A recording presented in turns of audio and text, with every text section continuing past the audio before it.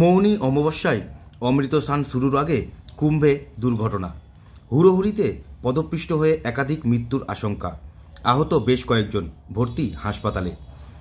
মুখ্যমন্ত্রী যোগী আদিত্যনাথকে 3 বার ফোন প্রধানমন্ত্রীর, মুখ্যমন্ত্রীর বাড়িতে উচ্চ পর্যায়ের বৈঠক।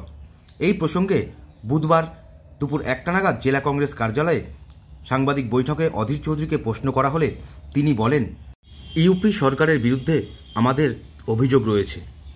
যোগী আদিত্যনাথ স্লোগান দিয়েছিল আস্থার পাশাপাশি অর্থ ব্যবস্থা, তবে কি অর্থ ব্যবস্থার দিকে বেশি নজর দেওয়া হয়েছিল, প্রশ্ন তুলেছেন কংগ্রেস নেতা অধীর চৌধুরী।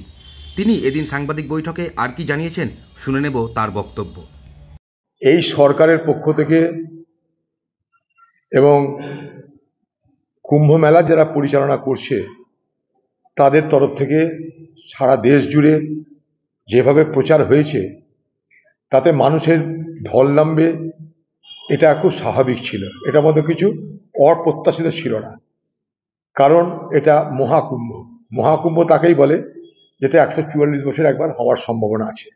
12টা সাইকেলের পর এটা হয়, এবং এটা আজ নয়, মানে বছর খানেকের উপর ধরে এটার প্রস্তুতি চলছে।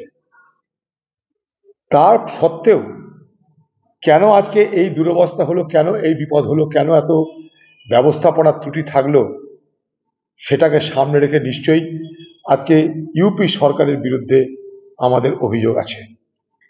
এত কিছু ব্যবস্থাপনার পরে যোগী সেখানে স্লোগান দিচ্ছে আস্থার পাশাপাশি অর্থ ব্যবস্থা। তাহলে কি অর্থ ব্যবস্থার দিকে বেশি নজর ছিল? আস্থাবানদের ভালো মন্দের দিকে নজর কি কম ছিল?